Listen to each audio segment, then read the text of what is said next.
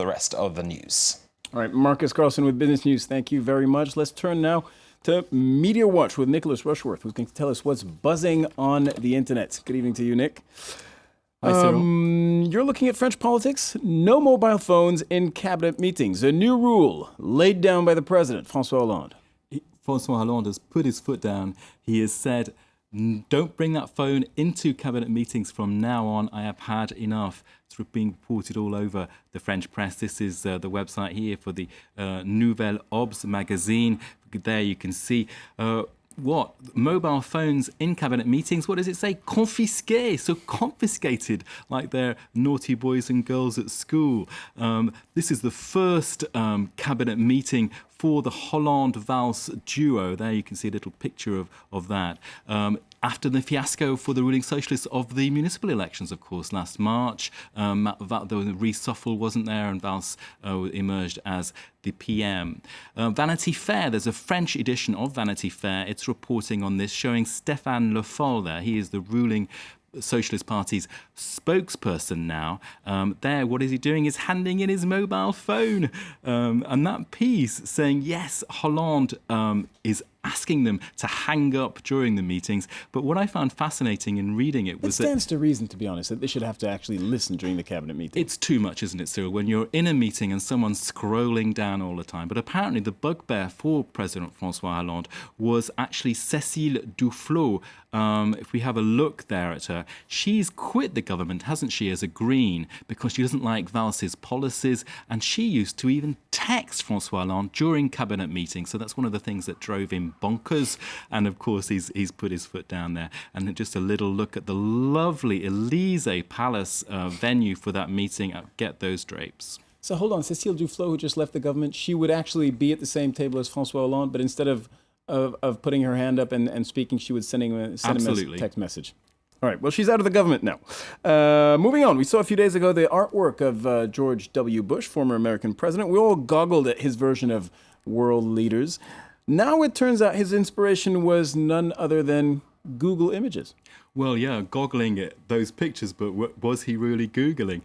This is in The Guardian, which has got this story here. George Bush's paintings bear uncanny resemblance to Google Images. I can just bring that down there. You can see a picture of Vladimir Putin. And actually, that portrait's pretty good. I was impressed by that portrait. The examples that are given by The Guardian include John Howard. If we go to Google Images and look down at the top there, we can just click on this one. Have a look at that one. Yeah, that's a picture of John Howard. He was a Australian Prime Minister, wasn't he? Now, we can actually look at the portrait itself, and what do you see there? You see it. What do you think, Cyril? I think it looks good. Well, art critics are saying, yeah, it seems that some of these portraits, possibly Vladimir Putin, Howard, and even Tony Blair and Angela Merkel, they are from Google Images or Wikipedia, or just the most obvious places you'd go to in the web. Now, of course, why? George W. Bush must have had his own criticism archive. for this, because I don't see the problem. He does have to use an original picture as the basis for his painting. Well, it's a bit, he has his own pictures, but he's actually going to the top line of Google Images. I think it has drawn comment. If you want to have a look more closely at some of George W. Bush's pictures, I like that one, his self-portrait. You can go to the New York Times. This one I'm not so keen on. Who's that? Looks like Berlusconi. Yes, you're right. I can't decide whether I absolutely hate that or love it. And who's this? That is a not so good one of former French President Nicolas Sarkozy. You only knew that because of the French flag.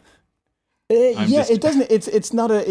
It doesn't really look like him. I don't think it catches the mood anyway. I think you have to be French and have seen his picture on TV for years to recognize it. I'm going to stick with Sarkozy and the Sarkozy clan, because who has been speaking not to the New York Times, Cyril, but to the New York Post, of all things, not one of the most reputable publications in the world for journalism. And here, Carla Bruni talks music, men and politics. She is going to be performing her songs from her album later on this month in New York Town Hall.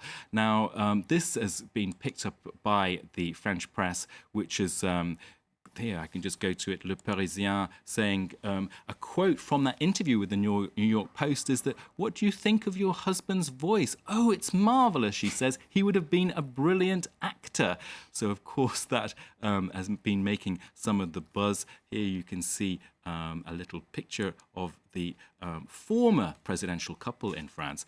And one of the questions... I assume some measure of acting skills are needed when you're a Well, of course, that's going to make lots of comment, isn't it, in France? But one of the questions she's asked, punishing in-depth questions, is, do you miss the Elysee Palace? And of course, she says, well, she says, "I don't miss it at all. It was really just a fantastic museum," she said. So kind of surprising response from Carla Bruni Sarkozy. Former First Lady not missing the presidential palace. Nicholas Rushworth with Media Watch. Thank you very much. Do stay tuned to France 24. We're taking a very short break. We're back with a full roundup of world news in just a moment.